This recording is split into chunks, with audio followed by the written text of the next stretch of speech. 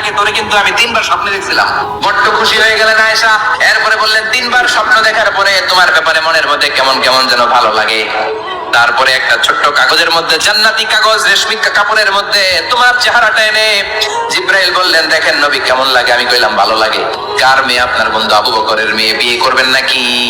বিশ্বনবী বললেন, ও জিব্রাইল, তুমি যদি ঘটক হও, আল্লাহ যদি হয় কাজী, আমি মুহাম্মদ বিয়েতে রাজি। বিয়ে হয়ে গেল।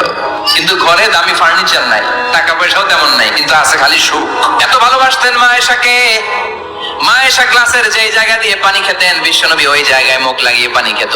মা আয়েশা গোশতকে হাড্ডি ফেলে দিলে বিশ্বনবী ওই হাড্ডিটা নিয়ে চষতে শুরু করে দিত। এক বালতি থেকে পানি নিয়ে দুইজনে গোসল করত। আবার বিশ্বনবীর সাথে সাথে মাঝে মাঝে বায়না ধরতো, মাঝে মাঝে রাগও করতো। বিশ্বনবী বলেন, আয়েশা কখন তুমি রাগ করো, কখন তুমি আমারে ভালোবাসো আমি বুঝি। মা আয়েশা বললেন, কেমনে বুঝেন?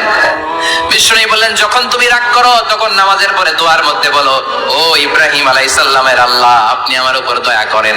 তার মানে তুমি রাগ করে আছো, আমার নাম নাও নাই। আর যখন আমার উপর খুশি থাকো, নামাজের পরে দোয়াতে বলো, মুহাম্মদ সাল্লাল্লাহু আলাইহি ওয়াসাল্লামের আল্লাহ, আপনি আমাদের উপর রহমত করেন। তার মানে খুশির সময় তুমি আমার নাম নাও, রেগে গেলে অন্য নবীদের দোয়া সেরা দাও, রেগে গেলে আমার নামটা নাও না। মা আয়েশা বলে, নবী গো, আমি তো শুধু নামটাই মুখ দিয়ে নেই না, কিন্তু কলিজা থেকে তো আপনারে বাদ দিতে পারি না।